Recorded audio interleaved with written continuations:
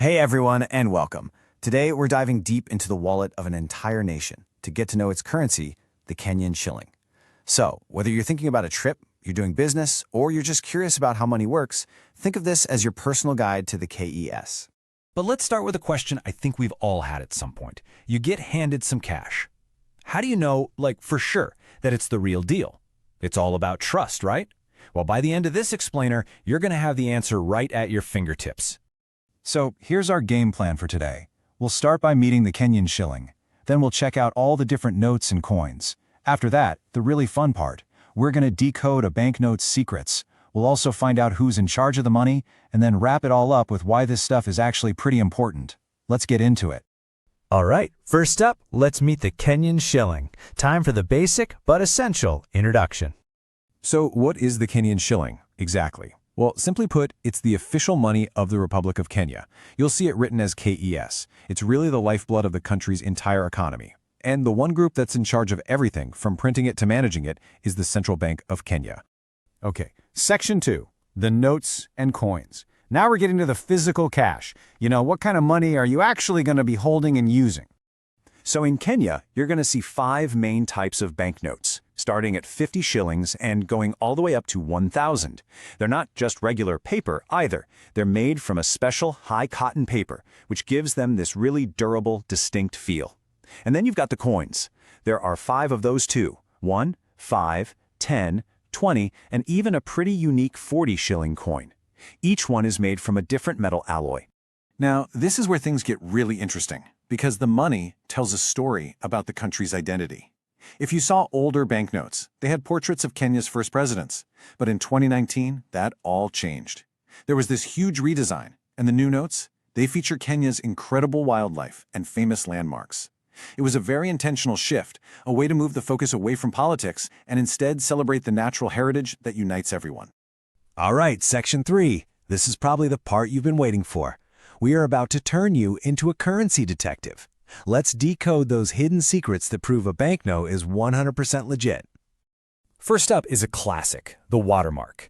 Now this isn't just some faint ink printed on top.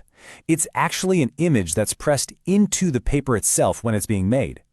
On a real Kenyan note, you just hold it up to the light and you should see a lion's head appear. If there's no lion, well, that's a huge red flag.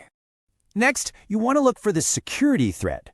When the note is just sitting there, it might look like a broken line of little silver dashes. But here's the trick. Hold it up to a light and boom! Those dashes should connect to form one single solid line running all the way through the note. It's such a simple check for a really sophisticated feature. Okay, now for a feature you don't see, but you can feel. These are called tactile marks, which are just areas of raised ink. Just run your finger over the note, especially on the big numbers that show its value. You should feel a texture. It shouldn't be smooth. And this is so clever because it does 2 things at once. It helps you spot a fake, and it also lets visually impaired people identify the value of the note just by touch. Now for the really high-tech stuff, the holographic stripe. This is that shiny, reflective patch you'll see on the bigger bills. The keyword here is dynamic. When you tilt the note back and forth, the images and colors in that stripe should move and change. If it's just a flat, static picture, that's a dead giveaway it's a fake. And believe it or not, the security doesn't stop there. Real notes have all sorts of other tricks, like patterns that line up perfectly when you hold them to the light, ink that actually glows under a UV lamp, and even tiny, tiny text you can't read without a magnifying glass. And of course, every single banknote has its own unique serial number. So how in the world do you remember all that when you're in a hurry? Just remember these 3 simple words: feel, look, tilt. That's it. First, feel the note for that raised ink. Then look at it against the light for the watermark and the security thread. And finally, tilt it and watch that hologram do its thing. That is your go-to 3-second check every single time. Moving on to our next section, Kenya's currency authority. So we've looked at the money up close, but who's actually pulling the strings? Who's in charge of making and managing it all? Well, as we touched on earlier, that massive responsibility rests with just one institution, the Central Bank of Kenya, or the CBK for short. They are the only ones with the official power to do this. From the very first design to putting the money out into the world, the CBK is the ultimate guardian of Kenya's currency. And that brings us to our final section, why this all matters. We've talked about denominations, designs, security features, the whole shebang. So let's just take a moment to see why having this knowledge is actually so powerful. Let's do a super quick recap of the most important stuff. Remember, there are 5 types of banknotes and 5 types of coins.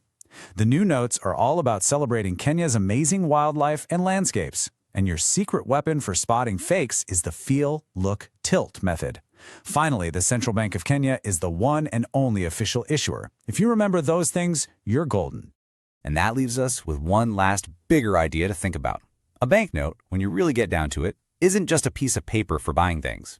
It's a statement. It's a piece of national identity. As we saw with the Kenyan Shilling, changing from politicians to wildlife and adding all this advanced tech tells a story about what a country values. So it makes you wonder, what does the money in your wallet say about your nation's identity and where it's headed? Thanks for joining me for this explainer.